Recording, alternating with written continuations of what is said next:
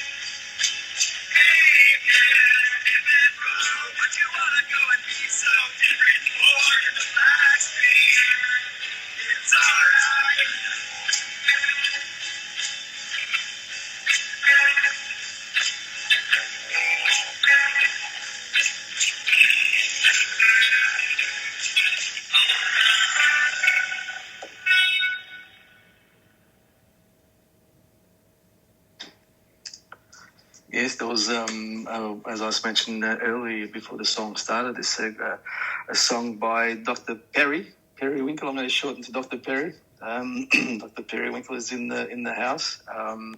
Thank you for joining us. I'm going to shorten to Dr. Perry, if you don't mind. Anyway, this is a great song that's just been released by Dr. Perry, the Black Stream.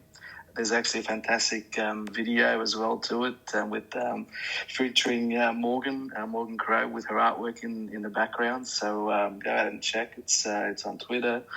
It's on the all the music streams, and it's also in an NFT. So fantastic piece of art there. They just popped up on the stream on the Twitter stream this morning our time. But yeah, some great music again from Dr. Perry. SOS and all his labels that he comes under, that we all fondly know him as SOS on the side. Yeah, look, thank you for joining us. We'll probably just about a few minutes in terms of people sort of to come in. But thank you, Humble. Thank you, Sunny and Excess. Dr. Clint just joined us, and Dr. Perry, thank you for joining us. Really appreciate you coming on and supporting in terms of what we've got to do, what we're doing in terms of tokenizing real estate property. But yeah, look, like I said, we just sort of keep it ad hoc at the moment. Just wait for other people to join us. The weeks come around pretty quick. And today we thought we'd sort of touch on the future of BRIKs. And again, we always like to be very structured in terms of what we do. I think this probably comes from my accounting background in the CPA. We always like to be very structured and plan things out and making sure we know what's actually coming ahead and making sure we sort of de-risk things as we sort of move through the journey. Again, this is not any different in terms of what we're doing here with tokenising real estate. We're working on the 10-year plan. Yes, a lot of things move in technology, but the fundamentals are always the same in terms of, especially when it comes to real estate property. But obviously, we're just using technology to be able to provide access to everyone from all corners of the globe in terms of the properties that we're tokenising. So today we just go through a bit of an overview of the various aspects of our 10-year plan in terms of what properties and locations and values and types of properties and how we're sourcing properties. Keep it sort of high level. I don't want to bore you with the nitty-gritties, but sort of keeping it interesting at a high level and to sort of outline our when it comes to the properties, our 10-year plan that we've got in place. Hey, LSJ just joined the house. How are you, LSJ? Hope you're well. But yeah, haven't released that. We're just sort of talking, just ad hoc, and just waiting for a few minutes for people to join us. And please, if you obviously, I'll go through a couple of things that I've got to cover here. But obviously, it's a Q&A. This is about you asking questions as we go through the hour today. Try to keep it under an hour. And it's again, if you want the mic, I'll add you to come up and add you on the mic. But so it's a few things have been happening here. Sort of been catching up with a few people as we sort of move through the various tasks on our board. Last week was about trying to secure some our pipeline of properties through some of my contacts, the relationships that I have. So there was one on the Gold Coast last week where we basically got an in-principle agreement with them. They've got 24 properties over the next 2 years that they're building and they're selling them, taking the market.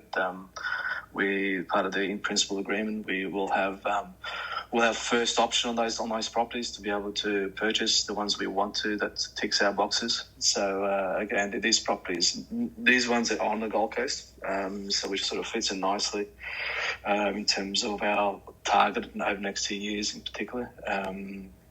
But yeah, look, it's about really capitalising on those relationships that we have got, and I guess this is what gives us a point of difference in terms of who we are as BRIK projects, our long-term relationships with people here and on the ground, from all aspects of things that touch real estate property, and having those that give us the ability to go to and tap to and be able to secure some of these properties that obviously that we're targeting. Which we'll sort of touch in a bit more details after. But yeah, look, it's been a bit gloomy here in Brisbane over the last sort of couple of weeks. We've had a lot of rain. I think we were over all the rain. I know, LSJ, you're in England. Here I'm whinging about rain. You have rain, 360 days of the year. Here I'm whinging for a couple of weeks of rain.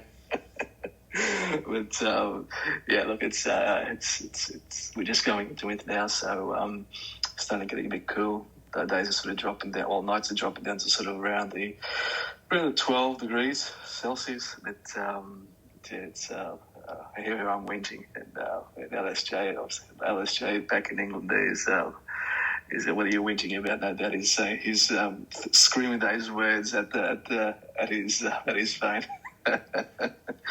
But yeah, look, it's it does frustrate obviously the guys on the sites here, obviously trying to get through the jobs. I know the one I caught up last week with, in terms of he's got the one at Dolphin Avenue at the moment.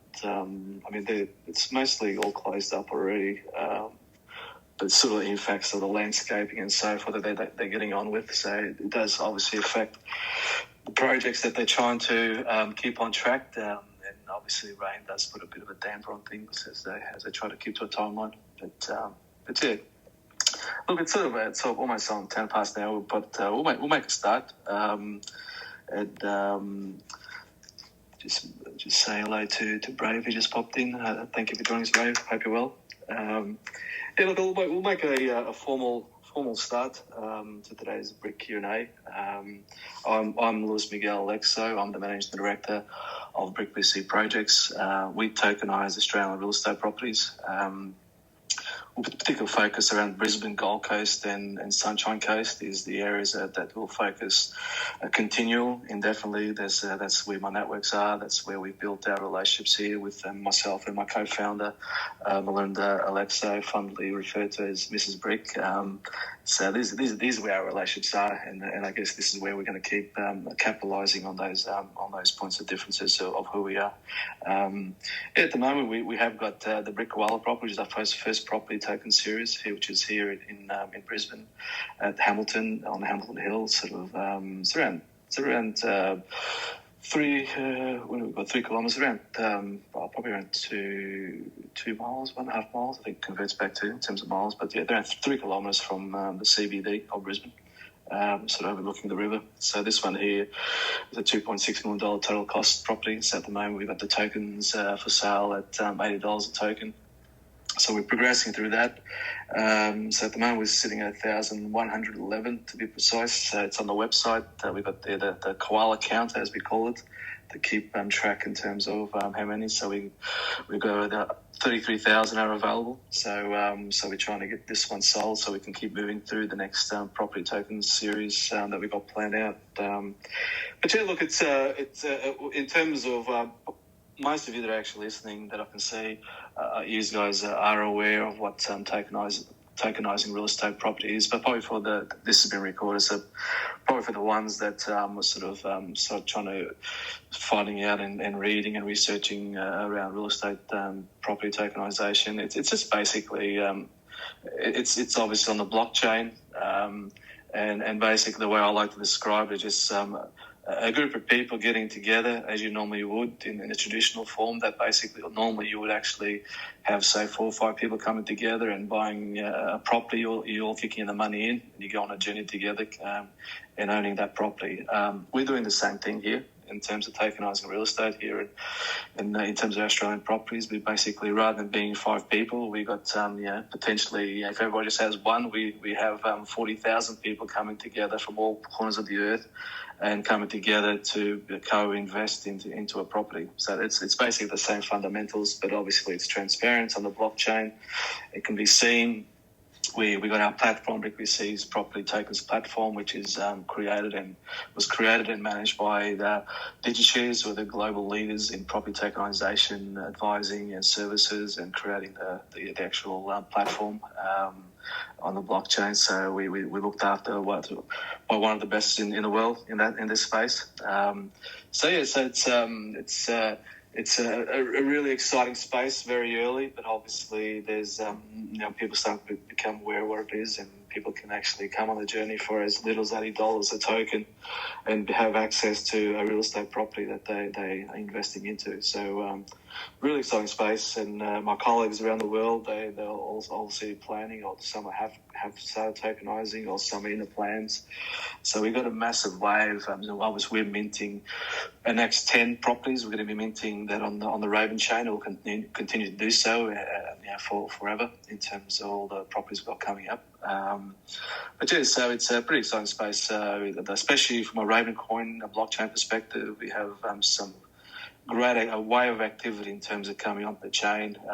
So obviously real estate property is very early. Obviously NFTs being sort of the starter in terms of the Ravencoin chain, but now there's actually a massive wave that's going to be happening in terms of real estate property being tokenizing on the Ravencoin blockchain.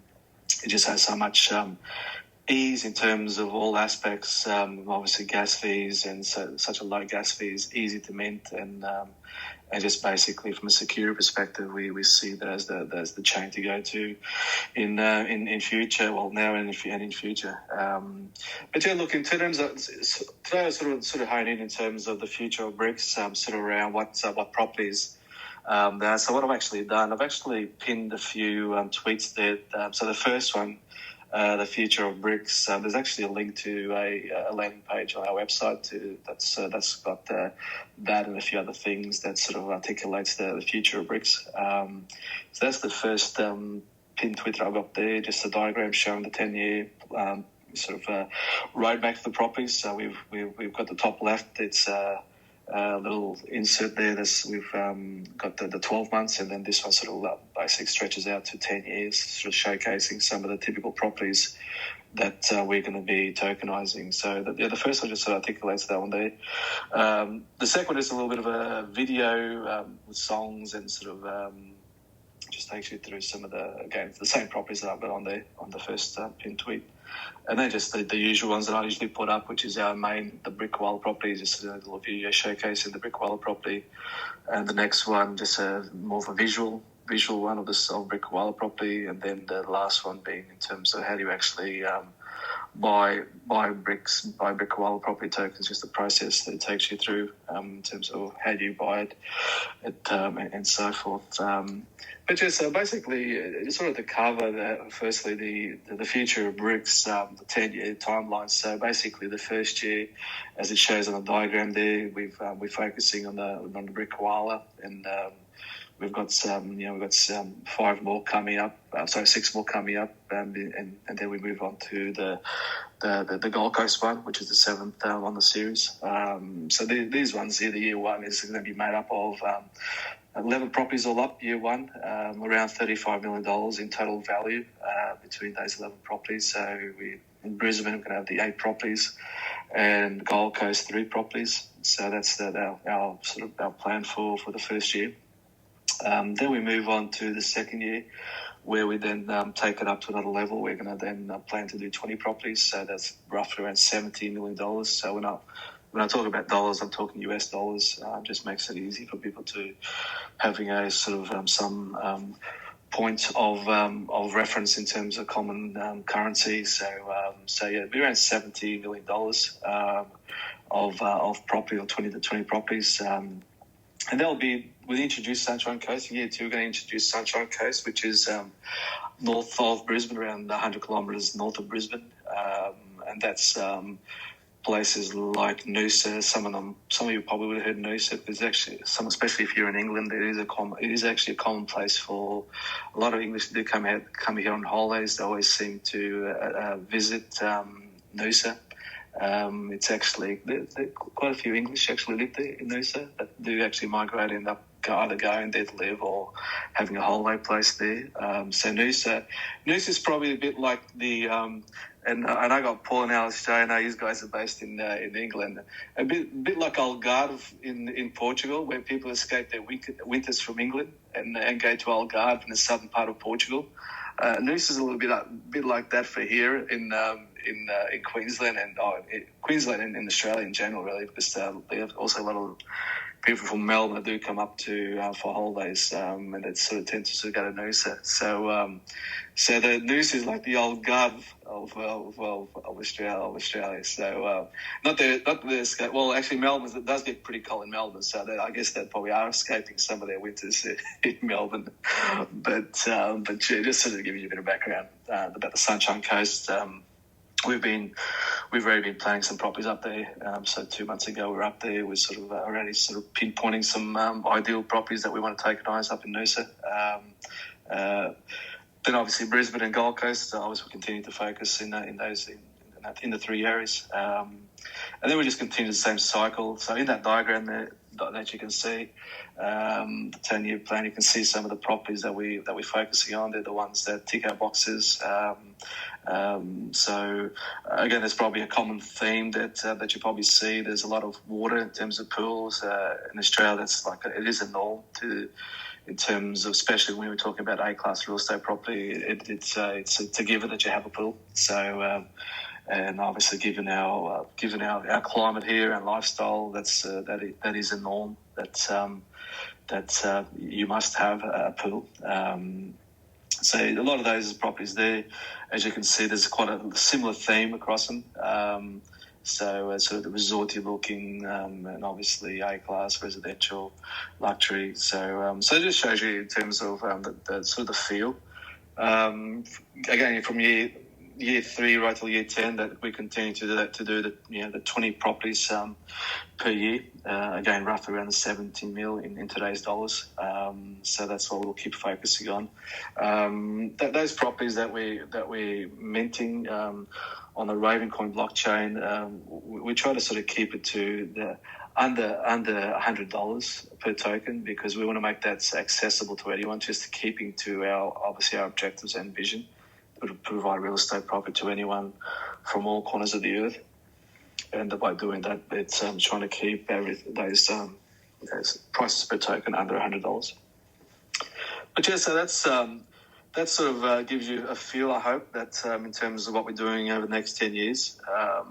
I know it sounds like a long time, but time in real estate, it goes very quickly, because you've got to be planning things out quite 2, 3, 4 years out in terms of trying to secure some of these properties. So that's why we're talking in a 10-year cycle. But yeah, look, it's we're excited in terms of what we're doing now and obviously in the future, and bringing people on the journey with us. In terms of the geographical locations, just so I think I mentioned before quite a few times, but probably for the people who are listening for the first time, in terms of the geographical location where these locations are. So Brisbane sits in the middle, and Gold Coast is 100 kilometres south of Brisbane. And Sunshine Coast is 100 kilometres north of Brisbane. So basically, we're sitting in a sort of 200 kilometre radius, but it's all on the coast. So we're only focusing on the coastal properties. So we're not going inland regional. So we're sticking to these 3 locations. Again, with Brisbane, there's quite a lot of stock that we've pinpointed and spoken to people about. So the next 6 properties after the BRIK, they're pretty much all already locked in. So we just need to obviously move through the BRIK, get BRIK sold, so we can keep moving through each token series. Because we believe that each property should have its attention, full 100% attention. And be able to articulate in terms of that particular property, in terms of what it is and what some of the specifics and points of difference are for that property. So again, we're a boutique model, and we make sure that we treat every property with the due respect. So rather than actually putting 2, 3, 4 properties at a time, tokenizing, that's not our model. We like to, in the area that we're focusing on, we like to put that property and then pay and give it its due respect.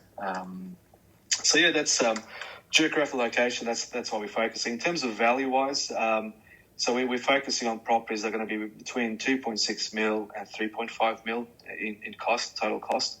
That's the sweet spot. So given obviously my experience in property over the last 25 years, and knowing exactly what different classes of property do, from sort of your lower end of the market, your middle, and your sort of high end of the market. So for us, in terms of what we're trying to achieve in terms of long term, because these properties are held long term indefinitely, is trying to keep between the 2.6 and 3.5 mil total cost, which basically allows us to obviously keep the tokens under $100. You might be asking why the sweet spot? What is the sweet spot?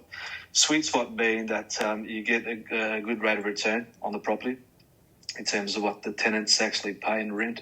And given the areas we're focusing on, that's highly in demand areas. For example, the Brisbane one, there's a high demand for executives. And as we've got the Olympics coming up in 2032, the demand's going to go to another level, because executives from sponsors, from involvement within the Olympic movement, Olympic Games in general, they want to be close to the action. The Olympic Village is only around 3 kilometres down the road from the BRIK property. So again, we see that the sweet spot in terms of the people who are actually renting our properties is critical. And so sweet spot in terms of the rent that comes in, and obviously the type of renters that are going to be there, as well as in terms of the capital value increase over time.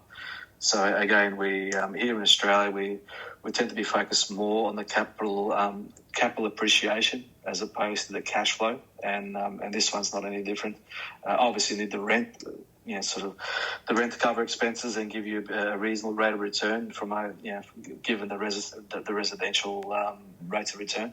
But obviously, capital growth is obviously where the big uplift is lies. So this one here is the BRIK Koala. We're saying, at the moment, 2.6 in value. We're expecting that to be 3.5 times its current value in 10 years' time, so just around the Olympics time. So we see that being sort of around the $9.1 million in value. And that's the sort of the general approach that we're in forecasting that we're having for all our properties. That very conservatively be around 3.5 times its value in 10 years' time what is today.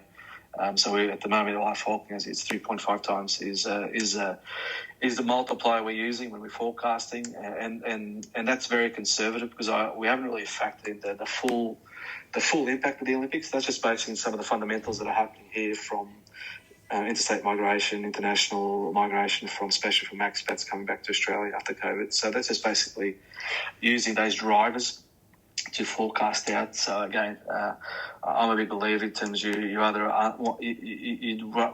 underestimate things. And again, given my training, you want to make sure that you always stay conservative in terms of when you're forecasting things out. So again, hence why we're sort of, again, the 3.5 times we see those very conservative multiplier in terms of given things here in Australia and especially around Brisbane, Gold Coast and the Sunshine Coast. Gold Coast and the Sunshine Coast, they will also have their own uplifts because the Olympics is obviously Brisbane 2032 is the Olympic city, but also the events have been taken up too. So there's some of the events that they've announced already that they're going to be also, those events are going to be based, some are going to be based on the Gold Coast and some are going to be based on the Sunshine Coast. So it is being spread beyond our Brisbane city here. It's been spread to those two areas as well. So again, they'll obviously have their uplift factor as well, which it'll be. I mean, if we talk about Gold Coast, they're experiencing quite a massive growth as we speak right now.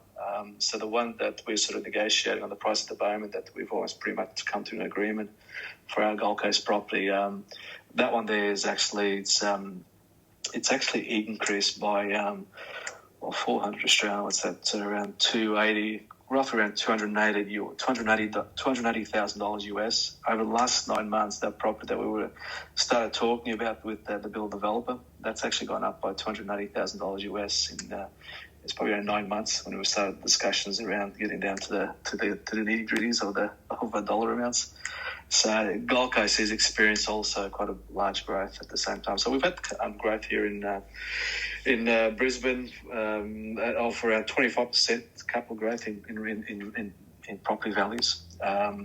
Some more than others, some a bit less. But if we sort of average out, there's probably around 25% growth in values here in Brisbane. So we've got some great drivers that's driving that. We just had an election. Just sort of a side note, we just had our federal election just happened on last Saturday. We have had a change of government here. Obviously, the fundamentals are always very similar in terms of whether it's one party or the other. But I guess we still have to see what the full outcome is. We don't see too much of an impact in terms of property. If anything, in terms of the government that's actually just come in, they're sort of proposing a couple of things to help first-time buyers, which sometimes you can artificially impact an economy sectors by doing things that artificially increases activity for a short term, which is not good. I'm not a big believer. I always say that you got to let the market work its way.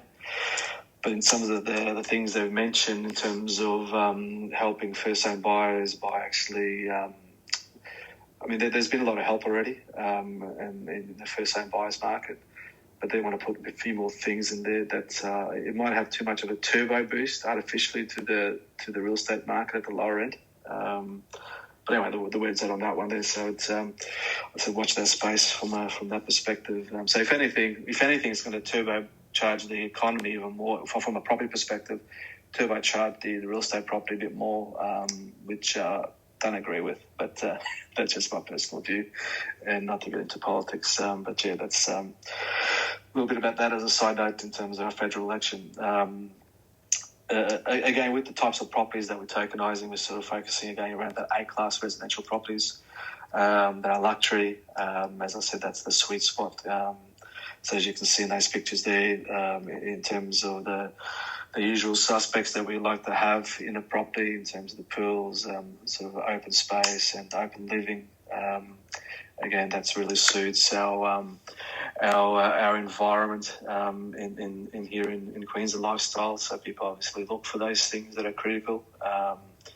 But yeah, it's one of those things that we know what people actually want in terms of the properties in that sweet spot. But yeah, look, it's that sort of summarises that with a bit of details around that future of BRIKs.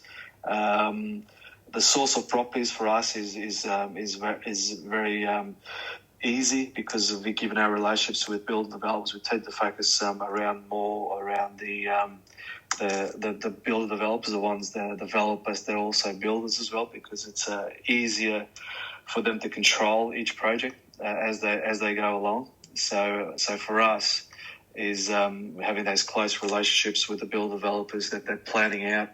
They can show us in terms of what properties they got planned out, and therefore it allows us to really know in terms of what's coming up. So basically, with the ones that we were talking to last week on the Gold Coast, they are basically showcased in terms of all the properties that have got coming up over the next 2 years. So for us, it's really important to have those deep relationships, and so they can actually open up everything and tell us this is all the properties we've got coming up. But yeah, look, it's having this model that gives especially over the next 2 years, that we can actually get hold of properties. We like to, in year 3, we actually like to actually build our own, engage a builder to build the properties that keeping in within our theme, and they'll provide a bit of a journey for everybody to go on a journey and actually see the progress of a build from start to finish. And I think that'll add sort of a bit of excitement in terms of seeing a property go from nothing to a finished product, and obviously then have tenants move into it. But yeah, look, in terms of these properties, it's at the moment it's making sure we keep things very simple, because when you start building properties, it provides another variable that obviously there's, especially when you've got the supply chain for materials at the moment is actually quite a bit of a problem for not just us but around the world. So and obviously we've had some things here that have sort of increased increased the demand for subcontractors, so that's another challenge there. So at the moment we keep things very simple over the next 2 years and actually buy it from the build developers, and then we'll add later in year 3 onwards we'll add a few ourselves that we can basically take people on a journey from on a property from start to finish. With the builders that build developers that we're engaging, that they're building these properties, there's becoming more awareness in terms of the environmentally friendly, in terms of the use of materials that are environmentally friendly. So there is a focus here in Australia for people when they are building in terms of the energy that's being consumed. So obviously we've got a lot of sun. There's a lot of demand now for people. The normal expectations for people to have solar panels to help with the energy consumption of each property. In terms of with obviously electric cars and so forth, that's providing a way to these properties to making sure they're all fitted out with with the charging stations within the homes for the electric cars. So in terms of just people becoming more aware in terms of energy consumption. So when they're doing these builds, and the council's obviously making a point here in Australia, especially the areas we're focusing on in terms of energy efficient homes. And again, like I said, we've got a lot of sun, so it makes sense to use a lot of solar panels on roofs to be able to can help with new friendly energy in terms of as the home as the homes here again with the ventilation and so forth. In summer, obviously, can be demanding with air conditioners. So again, that it's not compulsory, but they are making some things here more and more for when they're actually approving designs to. That's a big ticket that councils are looking for. So again, it adds value to the home as well in going forward.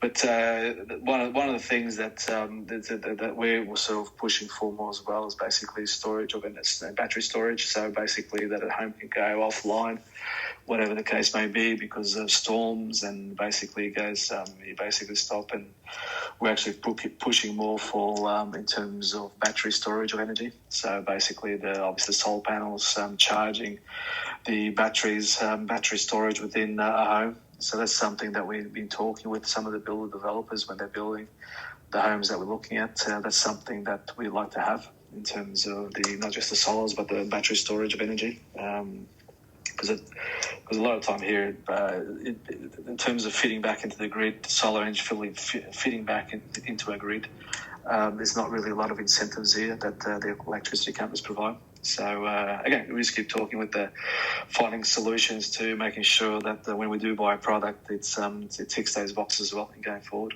But yeah, look, in terms of our model, probably just to finish off before we get into Q&A, just sort of our model. So I'll obviously showcase in terms of what we got planned over the next 10 years with the type of properties and those sweet spots in terms of where they sit. In terms of our model, so the BRIK Koala series, for example, so when people obviously buy a token, we go on the journey, and the rent actually gets reinvested back in. So the special purpose vehicle that owns the property will own a crypto portfolio. So the rent is then basically invested into a crypto portfolio. We also buy a dozen NFTs for the home, and obviously that's another third asset within the property token series. So the BRIK Koala token series derives its value obviously from the core asset being the property, but it also has a secondary value that it has within the token series. It's got the crypto portfolio that keeps increasing. Obviously starts at zero, and then each month the net rent gets invested into a crypto portfolio. And then also we've got a set of NFTs. Those NFT art pieces are going to be put on the wall of the property. And obviously there's value around those NFT pieces. So again, that's sort of in a nutshell in terms of the model. Obviously, in terms of this is all from an Australian perspective, we've had to obviously create the model that's basically compliant with our legislation here in Australia from all aspects of things in terms of capital gains tax, foreign ownership rules, from a stamp duty, because obviously we've got stamp duties that apply at state level from when you buy properties. So making sure that, and obviously our ASIC, which is the equivalent to the SEC in America. So we've had to making sure, and obviously give my background over 28 years into the CPA and working with structures and making sure it ticks those boxes. That's all second nature to me. So again, our model ticks all those boxes. And obviously we engage DigiShares to advise us in terms of the blockchain rules. So again, ticking those boxes. So again, we've got a model here that'll take us over the next indefinite period because these properties are held indefinitely. So people then got the ability to sell those tokens in a secondary market once we get on the journey together. So again, that's probably in a nutshell in terms of where we sit with it. And look, I'll open up for questions, and please, I'll give you come up and invite yourself for me to give you the mic, and we'll start the Q&As, and then hopefully there's some questions there from so we can. This is what it is the BRIK Q&A. So I always look forward to questions, and again, as most of you know, I'm pretty open book. So again, this is what we're about, getting on a journey together. It's the end of here. Just had a question here from Dr. Clint Leclerc, just asking on the direct messages on DMs on Twitter, is there a way to duplicate this model in the US?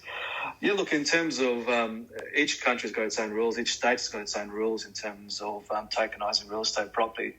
I guess obviously we've got at the moment we've actually got Sarah and Dan with HydroChain. They're actually doing their model out of Michigan. So it's Michigan. actually, I think it's Michigan. I apologise if that's I got the wrong city, but they're doing their tokenising of property over there. They're just about to launch any day now. So they are doing their model in the US. Here in Australia, we'll keep focusing our model in the three areas that I mentioned here in Australia, in our state of Queensland, in terms of Gold Coast, Brisbane, and Sunshine Coast. For us, as I said, because rules are different in different countries and different states, you want to make sure that when you are tokenising, you meet all those rules first of that respective jurisdiction. But yeah, look, it's to answer your question, yeah, it's being done in US, and Jake from Well Homes, they're going to be launching probably in 12 months' time. So Jake's also he's in Chicago, so he's coming up later on next year sometime. So he's actually working on his model as we speak. So, but yeah, Zenda, how are you?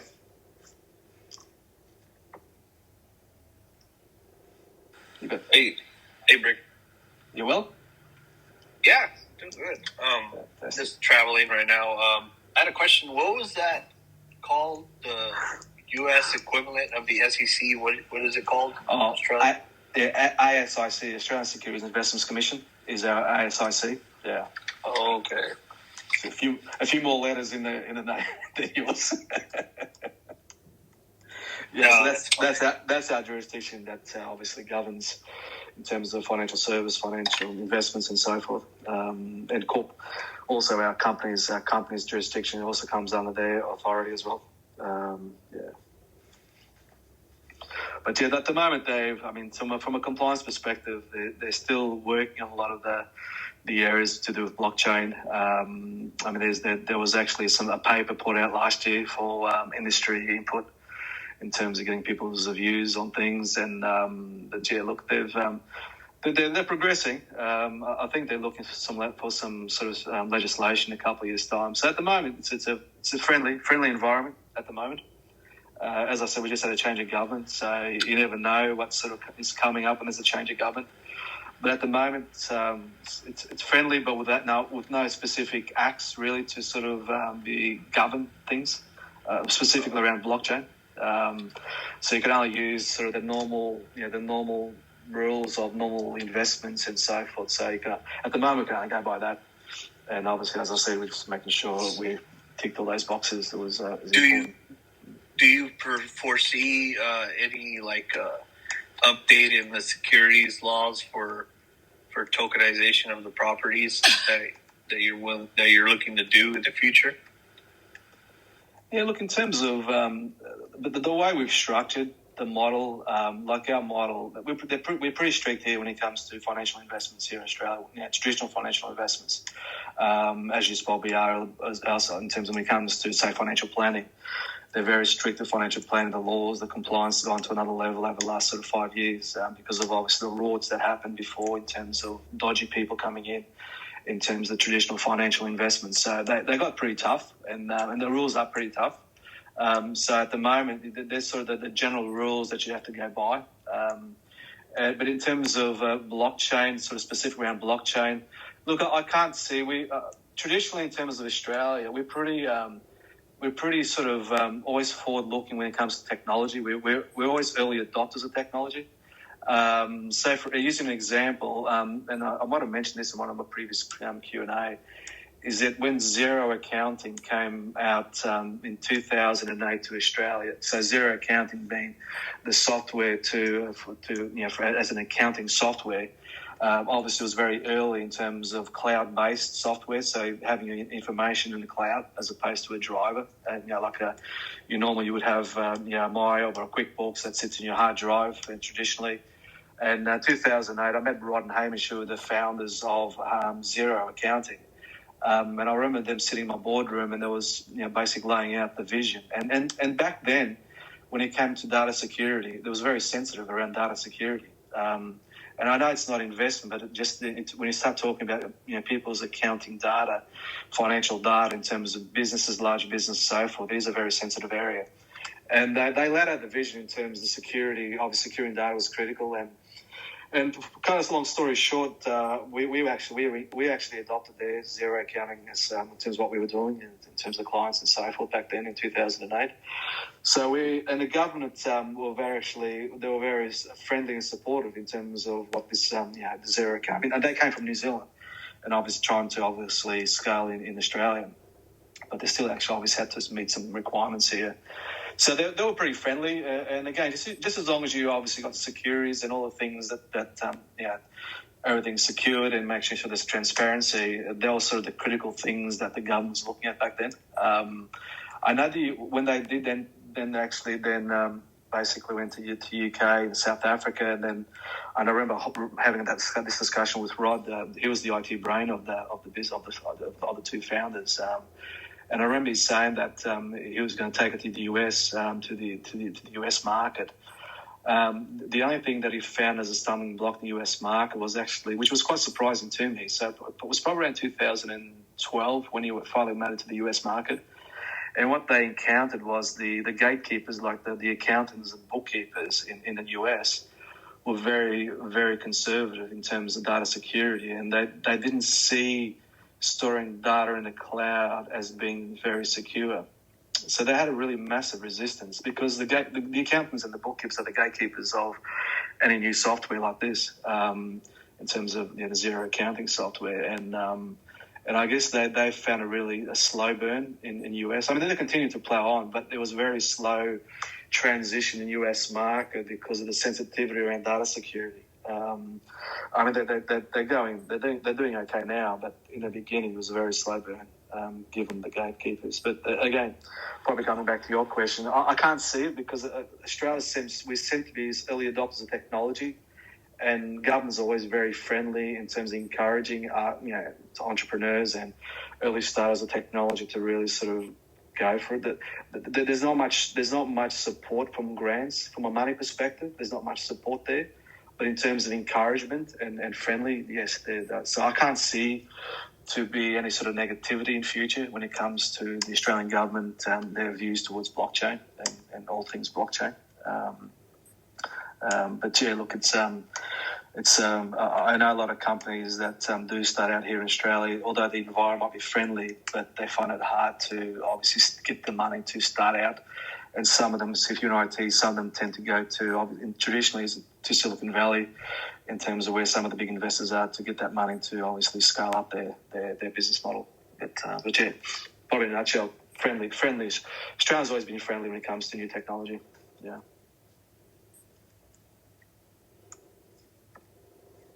Hope that sort of answers your questions, Andy. Thank you.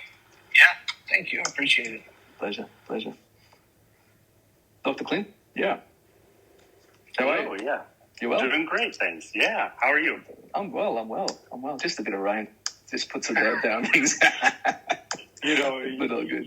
One of the things about living in California, I'm outside of Silicon Valley, in the valley itself, Central Valley, and we never have rain. I would kill for rain. Well, we've had too much rain. I mean, over the last sort of 3 months, we've had probably too much rain. Because we're getting the El Nino coming through here, and I think we've got another cycle, but it's all good. Can't complain. Yeah, if you want to ship any of that rain over here, I'd love to. You've probably got a few Aussies there in the New Silicon Valley, because we've had a few Australians go over there from an IT perspective. Yeah. Actually, yes, quite often. And in fact, the visa process is almost streamlined for them more than most immigrants, so it's preferable.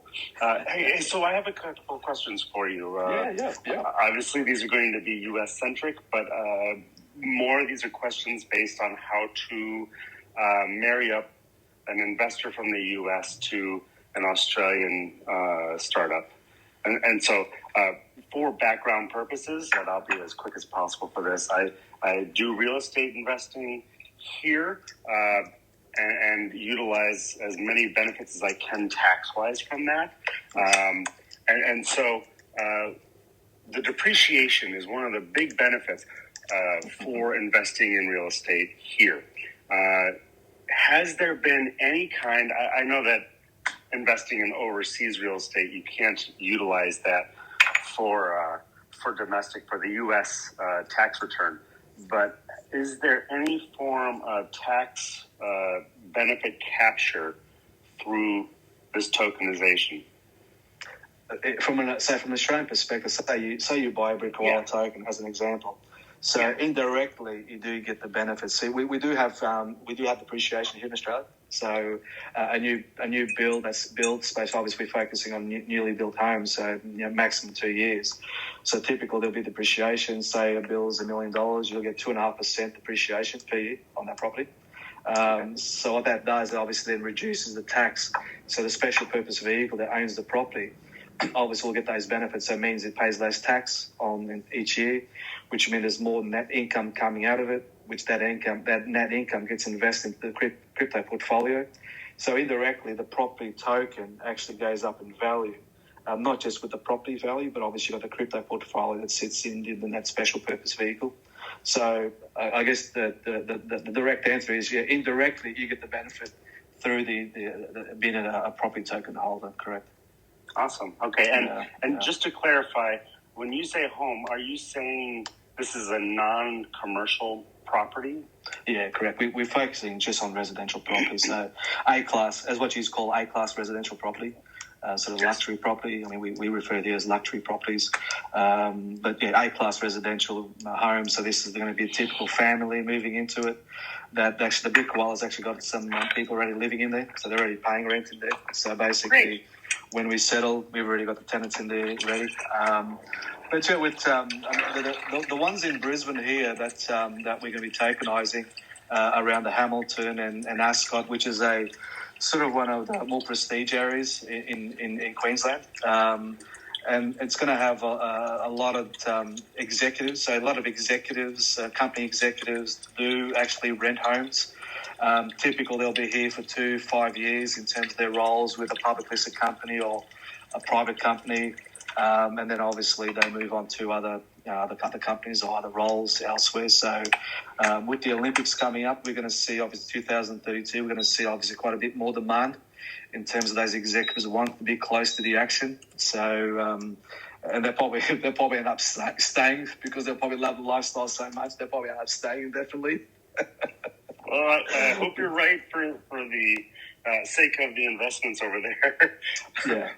Okay, so this actually begs an interesting question. If these are more luxury homes, we're experiencing a somewhat recalibrating, a deflation reset of the luxury home market here in the States. Mm-hmm. And because of that, it's mostly based off of the change in the Fed rate. The interest rates are just going through the roof. Yes. Not by traditional standards. By traditional, it's actually a more normal interest rate. But because of that, the starter homes are still increasing in value and increasing in demand, but the luxury market not.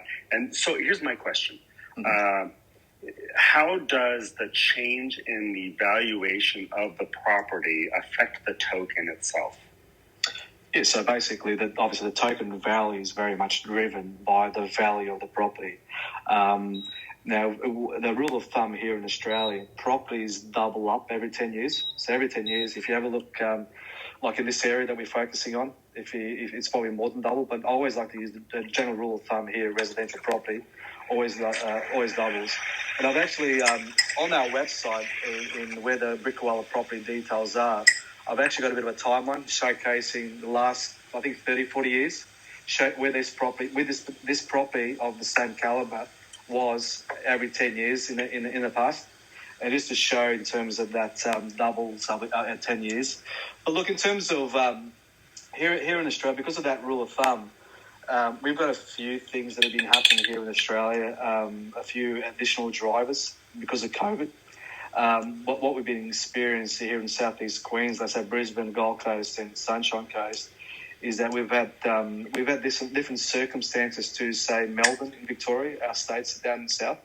They had lockdowns for record number of days in the world, right?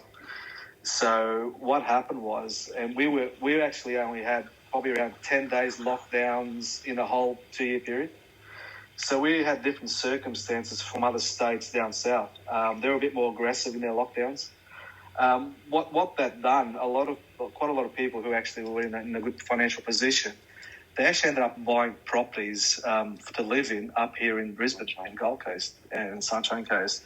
So where there was a window of opportunity, they ended up actually driving, basically coming up to our state here to live. Some of them, they planned ahead. They might not be able to get out, but they actually bought without seeing homes. That created a bit of quite a large demand here in southeast Queensland for properties, residential properties. We've also been experiencing a lot of Australians living overseas. They might have been in London, they might have been in California there. They've actually, given obviously what's been happening with COVID, they want to come back to their roots, bring their family back to their roots. They've enjoyed financially in terms of what they've done overseas. They bring those US dollars here and they're bringing their pounds here, which obviously they can obviously buy quite anything they want really with those currencies. So we've had a bit of a tip of an iceberg so far because our international borders only open in January. So those people that were planning, they've bought off the plan, and the ones that didn't buy off the plan, they're basically now starting to come in and buying. So we've had those two particular drivers that's been driving our market here, and lots obviously it's right across the board from down your sort of your startup homes to your luxury homes and everything in between. And now you might ask in terms of what's in terms of looking at the 10 years, what does that look like? And then the answer is we continue to have a big demand over the next 10 years because we continue to have migration here from other states. We're going to continue to have migration from other countries. Obviously, we've got the Olympics coming up, and what happens with the Olympics, always 2 years out, property markets go crazy. We experienced that in Sydney. So I've had some good friends of mine who are in Sydney, property developers in Sydney. Their experience 2 years before the 2000 Olympics, he went probably started 3 years out and then 2 years just turbocharged. Stayed for around that sort of same level for 2 years after the Olympics, continued to sort of ramp up, and then then it basically eased after that. So I guess from us, when I say properties here is going to be 3.5 times in 10 years' time in terms of their value, that's still conservative where we stand, given all those factors, especially the Olympics, that we haven't really sort of factored a lot of the Olympics in our forecasting. Again, like I said, we just came out of COVID. We didn't know what the circumstances were going to be, what the Olympics. We only got the Olympics back. It was only announced in October 2021. So we only just been awarded the Olympics. So, look, we're pretty confident in terms of our market here, regardless of interest rates, because at the end of the day, we're not borrowing any money, and that's the whole point, not getting the banks involved. So for us, these properties are held indefinitely. So they're going to continue to go up in value, and people can then at any time they can cash in some of their tokens in the secondary market if they want to get some profit out. So there's always got that ability that cash. That was actually my next question. If there were any form, a tokenized version of a dividend, you're saying only by sale would you be able to go and reap any of the financial benefit? Correct. Only because of legislation, from a legislation perspective, how I've done the model here to make sure we ticked all the boxes. We couldn't pay rent out. It would compromise the whole model. So I've basically turned the negative into a positive because people that are coming on the journey, they understand crypto portfolios, and I guess this is like giving me an exposure to a crypto portfolio, keeping it very bland. Like there's nothing, just keeping the blue chips, and because this is obviously held indefinitely, it's the markets will go up and down, and basically that's okay, but we're here for the long term. Yeah. Okay, and then getting into the mechanics of it. If the rents are paying into the increase in the valuation of the token, then the actual management of the property, the actual upkeep, even if it's once built, the upkeep will be much lower. But the management itself and the actual day-to-day, what is the percentage rate of the rents that is being charged out? And I'm assuming, are you handling that in-house, or did you hire a property manager to take care of that? No, to start off, we're going to do that in-house. So we've got 15% in there as a sort of a general percentage to handle the property, to manage the property. Only to, obviously, at some point we'll actually engage, we'll outsource that to a property manager, a local property manager to do that. But in the beginning, we want to make sure there's full control. We're creating a process and procedures So then when we actually ready, might be sort of 10 properties in, then we go to a property manager, say, here's 10 properties here. This is our process and procedures. We want you to follow the same mechanics and the same, because we when we look after tenants, we want to make sure those tenants are treated like clients and not treated like with disrespect. And a lot of time property managers treat tenants with a lot of disrespect, and I've seen that over the years. So for us, property managers have to have great values in terms of how they treat their tenants, because that's our clients. These are our clients that are going to be looking after our properties. So at the beginning, we put 15% in there, and it's all in the documentation to manage the properties.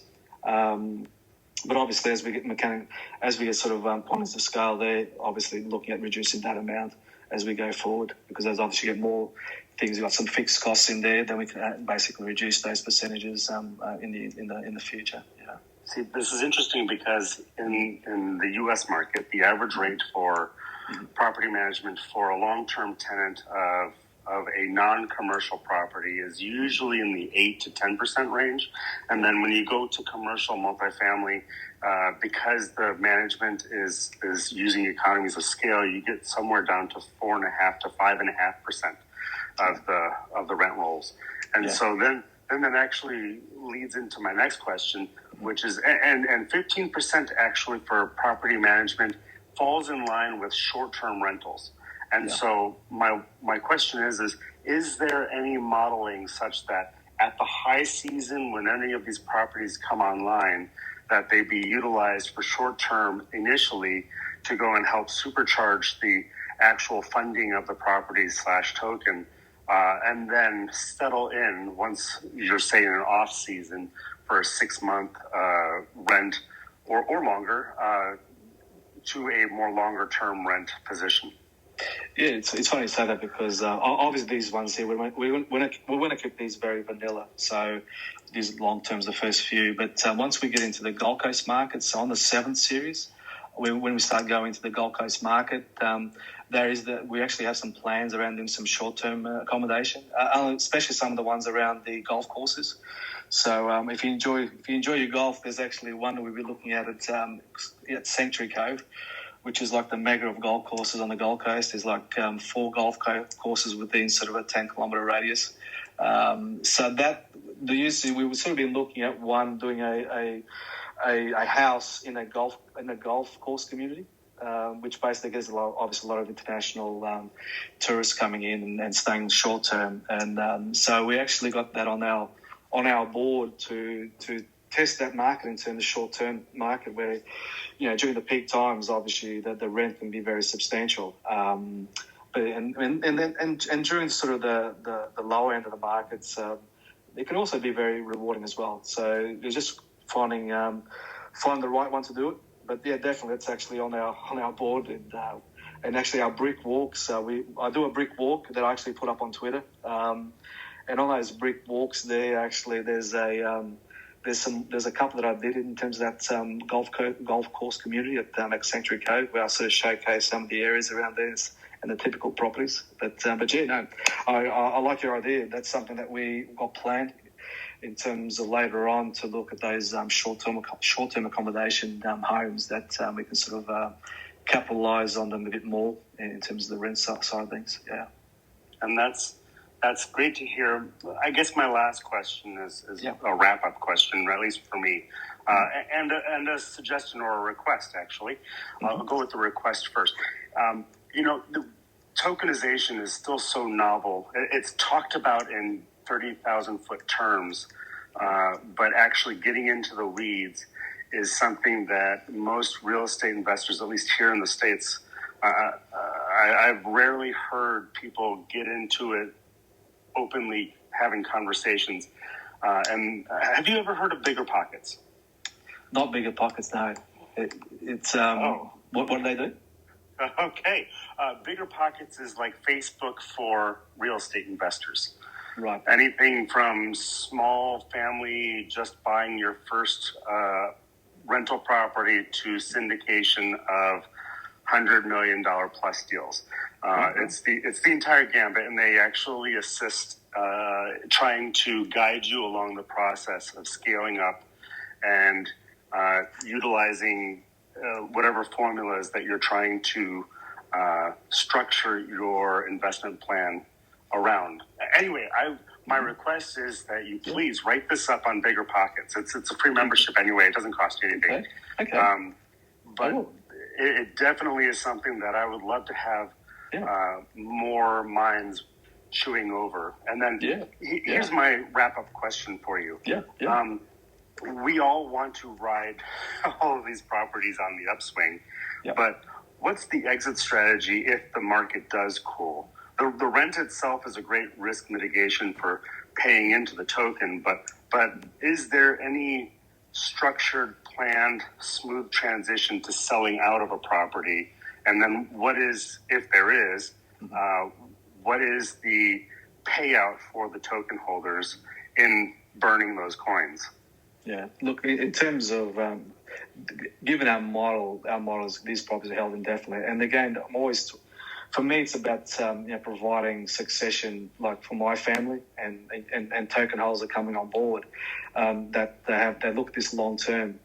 But they've always got the ability to cash out any time they want. But if they want to accumulate wealth to pass on to their next generation, I guess this is a perfect platform because things are transparent on the blockchain. Given our property token model in terms of how we've structured it, it provides the ease to people to actually pass that wealth onto the next generation in a very transparent environment. And again, like it provides sort of the two options. Either you accumulate the wealth in terms of holding the tokens, but any time you can actually cash some of that wealth out if you want. But if you just want to go on the journey, just like you would normally hold a residential property, and you say, okay, well, this residential property, that's going to be my succession to my family, my second generation and beyond. It'll be the same principles. Probably some of those people in New York, some of those families in New York, who are probably like 3-4 generations of property. Those properties have been held over 3-4 generations. I guess it becomes that option that you can pass this wealth on to your next generation. So again, it's the two options. Either you sell out, you say, forget about the next generation, I want to cash out at some point and enjoy the fruits of this investment. Or you just have the view, okay, you know what, this is a great value, this is how we're going to build out some of our wealth around tokenized property and basically get on a long-term journey and just hold and watch it rise over the years. And I guess the beauty about in terms of what we're doing, we're not just doing one property, we're doing obviously another 10 this year, and in the first year we've got 20 every year, next 10 years. So it allows people to have a diversity of properties that they're actually investing into, so they don't just have to be in one. Our vision is to have a group, what I call BRIK family, that they're coming on board, and it's made up of 1 million people. That basically people coming on board have the ability to keep buying in each token series that actually comes up. They buy 1 or 2 or 3 tokens. They don't have to buy it. So for us, it's having a nice, big spread as a family. They're all coming on a journey together, and we're enjoying the journey, the fruits of the journey, but also the knowledge, because I think that's also important, that people actually are also learning. As I said, given myself being a CPA accountant for 28 years, worked with clients a lot in the building construction space and property space, and us doing as a family, doing our own properties over the years as well for a similar time. I guess there's a pool of knowledge that I like to think that I can share with people in terms of what property is and what the benefits and what it can do for you and the nitty-gritties of it all. And then you saw obviously add the blockchain technology side thing. So I guess it's also the knowledge that again, when you come on a journey, it's more than just a transaction. It's a relationship, and it's the knowledge as well that we all engage in on this journey. Yeah. Okay. Well, this is interesting to learn about. It is, yeah. Look, it's as you said before. Like I actually participate in a session today. It's just pure real estate, traditional real estate. Mary and Marianne and Chris. There's two realtors and a property investor, and they're in California and in Florida, and I forget where Chris is at. But again, I'm actually going there and participate in the conversation to try to educate in terms of what is tokenization real estate. But I'm also coming through from a real estate, traditional real estate fundamentals perspective. So I contribute from that perspective, but also I'm educating them in terms of what is real estate tokenization. So I like what you said about the big pockets. I love to engage in those conversations. Bigger pockets. Bigger pockets. Yeah. But I'll reach out. I'll DM. Please do. Yeah. And I'm interested in learning more, and of course would be interested in buying a token just to go and see the internal mechanics. But but what I actually wonder, and there is a greater and greater interest here domestically to move, obviously, to commercial, such that because the valuations are not based on the last sale price of the last house inside the same neighborhood. It's based more on the actual efficiency of running the property. Because of that, everybody is trying to jump, not everybody, most who can afford to are trying to jump into either productive properties like farms, orchards, and factories, or into syndicated deals and or taking down the deals all by themselves in the multifamily space, the apartments and mobile homes of all things. So I almost wonder if there's also an opportunity there where the tokenization of an actual algorithm or formula of the property that we invest in with this token will have an internal rate of return of such and such, and thereby be able to utilize the leverage of a bank note, so that you have that standardized way that so many investors are so familiar with. That's really the key close up due diligence that the bankers provide, is that they can go and give a stamp of approval of, yes, all of the standard operating procedures are still in place. It's just that the actual financial vehicle to go and utilize the capital down payment of the property is a token instead of someone's check out of their bank account. Anyway, I'm not obviously trying to argue for a different model. I'm just interested in learning more on how to make this more of an expansive opportunity. That's all. That's thanks for that. Again, Dr. Clint, it's when you sort of look back in terms of what problem we were trying to solve right from the beginning, given obviously we're doing a real estate property already. For us, banks are becoming challenging. They've been challenging over the last 20 years. They're becoming more challenged because they still live in this if you don't fit the box mentality, you just don't get a loan, Yes. And that's and it doesn't matter who you are. We've seen it across various people, from people trying to get into property for the first time to people who've done very well. They've got good balance sheet, but it's just the frustrations of the banks. It's that typical if you don't fit in the box mentality. So that's why that was one of the problems we were trying to solve. How do we do this and actually get people come on a journey with us in terms of it, and be able to do it faster, that we can provide the access to anybody all over the world. People, they just need a mobile. At the end of the day, all you need, you can be in some developing countries. You've got a mobile. Now it just changes your life. So again, rather than using the banks, we're basically on the journey together as a co-investors in a property. And banks are never going to be involved. With the financing things, the DeFi space in terms of different platforms on the blockchain that are starting to lend against cryptos. Obviously, there's already platforms there like Aave, for example. They lend against, obviously, cryptos, some of the cryptos. You'll find, I think, over the next couple of years, I think the property space, there's already some players already doing that already now, which... we've been guided by DigiShares. Obviously, that provides a lot of insights what's happening at the coal front when it comes to tokenization, some of the new movers. So they're in the space of actually debt, borrowing from a DeFi perspective against property tokens. That space is actually developing quite quickly as well. So I think it'll probably come, say in 12 months' time, 2 years' time. I think it'll be the norm that some of the platforms in DeFi will be able to lend you against your property token. So I think that's a space at the moment. It's very, very, very, very early at the moment as we speak. It's a space that's obviously getting paid. People starting to see, it's property. It's backed by property. There's real estate behind it. So you start talking about the risk. Obviously, there's far less risk because there is hard property behind it. So that's being developed as we speak right now. And but it's an interesting space. Do you already have a Discord up and running? I do, yeah. We tend to be, probably around 90% of our activity is on Twitter, but we do have a Discord account as well, and I can shoot you that on the DM. That'd be great. It would be a wonderful thing for a different investment vehicle token. They had one Discord for the top of their funnel, and then a different Discord for actually those who are already in, almost like a DAO, once you were already in. And then that allowed people that fit a specific avatar to go and ask their questions of those who have already gotten in, of how to make it work according to the regulations. For example, like I'm here in the States, obviously that would require a different set of priorities and structuring than say if I were in Australia. Anyway, it's just food for thought. Thank you. I'm going to get down. This is interesting. No, thank you. To hear other people's opinions. No, thank you, Dr. Clint. I really appreciate your questions. Really, again, this is what it's about getting questions from the audience, and I really appreciate the questions. And we'll DM, and I'll send you a couple of things there. That'd be fantastic. Thank you. Thank you so much.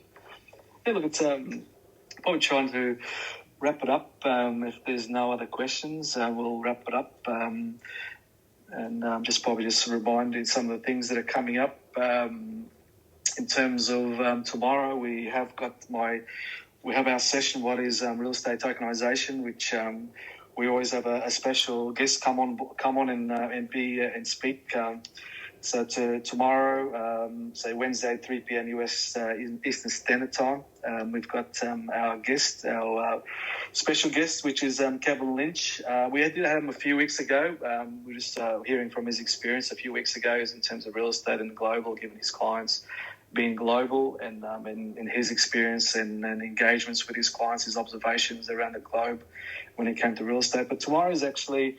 so Kevin Lynch, as some of you know, he's a world global photographer. He's got quite a vast range of entertainment clients in sports and in terms of movies and also his own galleries in terms of observations around land and properties and the environment. So, but he's got his land art collection being released. So we'll be great to hear. Hopefully it gives us a bit of a glimpse as to what his land art is. So we look forward to having him tomorrow. And for the first time, we went probably a few months ago, but as a week, this week, we're having a Q&A at Braveland, which is the Ravencoin Metaverse campus. So we got a booth there actually in the expo hall that Philly actually helped me out on the weekend to set that up. So we've got that. So I'm doing the Q&A in front of the booth, which is booth C11 in the expo hall. I have put up a tweet on there, but also I'll share it again as to the event at Braveland Q&A. So I'm probably just going through some of the content today, and again just sort of see some of the things that are in the booth and sort of get people's opinions on it, and I hope you like it. If you don't like it, then you can blame Philly for it. So, but only joking, Philly. I don't think Philly's in the room, but they'll probably play the recording. I love you, Philly. That's sort of the events coming up this week. So look, I hope you've enjoyed the session today. Really appreciate you joining in and listening, and I really appreciate the questions from Xander and Dr. Clint as well. Really appreciate that. And again, we'll see you same time, same place next week for the BRIK Q&A. Take care and stay safe. Bye-bye for now.